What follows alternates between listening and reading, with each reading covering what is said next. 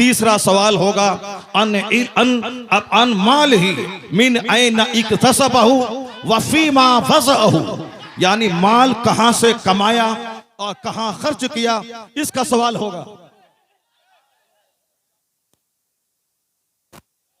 अल्लामा मौलाना तौसीफ रजा खान साहब क़िबला मदजुल अली नबीर आला हजरत, ये आला हजरत के शहजादे हैं।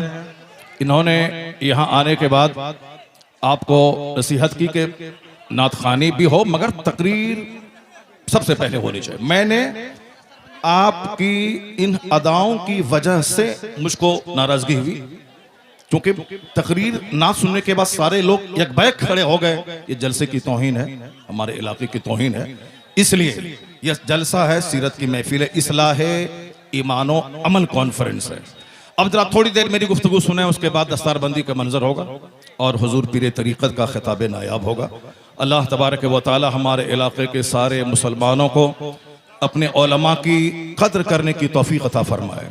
मैंने कहा था ना कि हमारी बेइज्जती होती है, हमारी तौहीन होती है, हमारे जलसे का वक़ार मजरू होता है। हम लोग चारों तरफ से घिरे हुए हैं बदअक़ीदों के बीच में। हमारा कल मजाक उड़ाया जाएगा, हमारे जलसे का मजाक उड़ाया जाता है।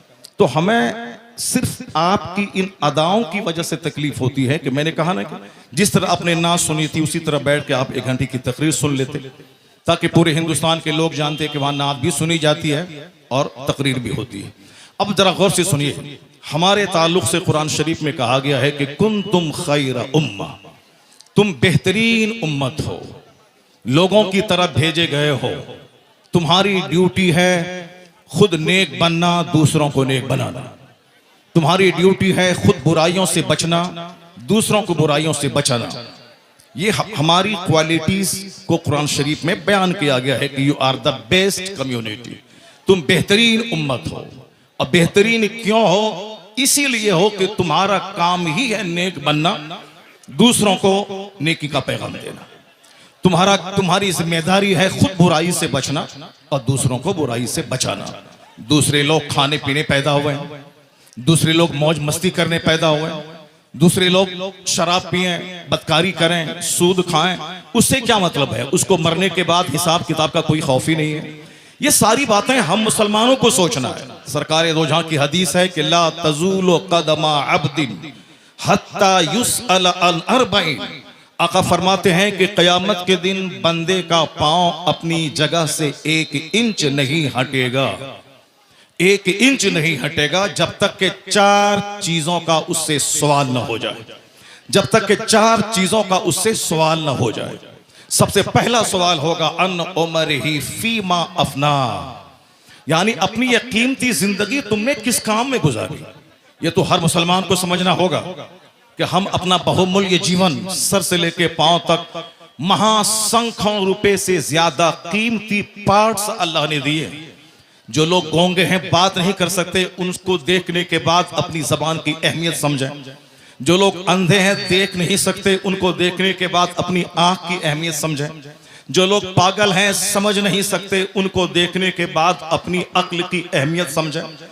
जिसके पास हाथ नहीं है वह लूल्हे को देखकर अपने हाथ की अहमियत समझे। जो लोग लंगड़े हैं, जो चल नहीं सकते, उनको देखने के बाद अपने पांव की अहमियत समझें। जो अरबों में खेलने वाले 2 रोटी खा के पचा नहीं सकते, उनको देखकर 10 रोटी खाने के बाद पचाने की जो मशीन अल्लाह ने पेट की शक्ल में दी है, उसका महत्व समझें। हुजूर फरमाते हैं क़यामत के दिन इन सारी नेमतों के बारे में सवाल होगा। तुमने अपने पाँव का कैसा इस्तेमाल किया, तुमने अपनी जबान का कैसा इस्तेमाल किया, तुमने अपने हाथ का कैसा इस्तेमाल किया, तुमने अपनी आंख का कैसा इस्तेमाल किया। सारी जिंदगी के बारे में सवाल होगा। नाच तमाशे में जिंदगी गुजारी या कुरान की तिलावत में गुजारी? तुमने सिर्फ वक्ती लज्जत की खातिर तुमने इंजॉय किया या तुमने रात में तहज्जुद के वक्त उठ के अल्लाह के खौफ से आंसू बहाया? ये सवाल होगा सारी नेमतों के बारे में। यह कीमती जिंदगी किस काम में गुजारी? हमें मुशरिकों के नाचने गाने से कोई एतराज नहीं, हमें यहूदो नसारा के नाच गाने से कोई एतराज नहीं है, हमें बौद्ध और जैन के नंगे रहने से कोई एतराज नहीं है। हमें सिर्फ मुसलमानों से कहना है कि हमारे पैगंबर ने कहा है कि कयामत के दिन एक इंच अपनी जगह से हट नहीं पाओगे जब तक के 4 सवालों का जवाब नहीं दे दो। हर मुसलमान के बच्चों को यह हदीस याद होनी चाहिए, हर मुसलमान के घर में यह हदीस लिखी होनी चाहिए, हर मदरसे की दीवारों में इस हदीस से पाक को लिखा जाना चाहिए, हर मस्जिद में इस हदीस से पाक को लिखा जाना चाहिए, ताकि सारे लोग अपनी रिस्पॉन्सिबिलिटीज को समझें कि क़यामत के दिन क्या होगा। पहला अन उमर ही फीमा अफना, जिंदगी के बारे में, जिंदगी किस काम में गुजारी। दूसरा सवाल होगा अन शबाब ही, जवानी के बारे में कि तुमने जवानी किस काम में गुजारी। जवानी दीवानी होती है, जवानी में लोग कहते हैं कि चलो कुछ भी करो, बुढ़ापे में तो नेक बन ही जाना है, जबकि बुढ़ापे में 90% लोग नेक नहीं बनते, अलबत्ता बीमार बनकर वो अपनी जिंदगी के आखिरी अयाम को भी तबाह बर्बाद करते हैं। हुजूर फरमाते हैं कि तुम जवानी किस काम में गुजारी, इसका सवाल होगा। तीसरा सवाल होगा अन माल ही मिन ऐन इक्तसबहु व फीमा फज़अहु, यानी माल कहां से कमाया और कहां खर्च किया, इसका सवाल होगा।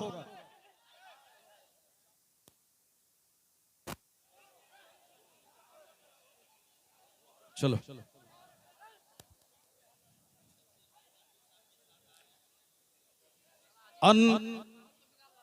मालूम है नबी आला हजरत बैठे हुए हैं, शहजादे आला हजरत बैठे हुए हैं।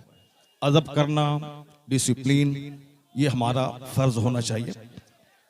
माइक की आवाज दो, माइक की आवाज दो। हजरत कह रहे हैं कि आप बोलते रहिए। बैठ जाओ, बैठ जाओ, बैठ जाओ, बैठ जाओ, बैठ जाओ। हुजूर फरमाते हैं कि माल के बारे में सवाल होगा। अब माल ही मिन ऐन इक्तसबहु व फीमा फज़अहु, तुमने माल कहां से कमाया और किस रास्ते में खर्च किया, यह सवाल क़यामत के दिन होगा। चौथा सवाल होगा जो कुछ तुमने जाना, जो कुछ तुमने खिताब के जरिए सुना, जो कुछ तुमने पढ़ा, उस पर कितना अमल किया। ये बुनियादी बातें हैं, हर मुसलमान को मालूम होना चाहिए। नमाज पढ़ना फर्ज आजम है, यह हर मुसलमान को मालूम होना चाहिए। रोजा रखना बहुत बड़ा फर्ज है, हर मुसलमान को मालूम होना चाहिए। जलसा करना फर्ज नहीं है, वो तो दीनी तालीम का एक जरिया है कि रात भर मैंने, साल भर मैंने क्या किया, बस उसी हमारी कारकर्दगी को लोगों के सामने रख देना है कि हमने साल भर तक आपकी ज़कात, आपके खैरात, आपकी खैरात, आपके सदकात का क्या हमने इस्तेमाल किया।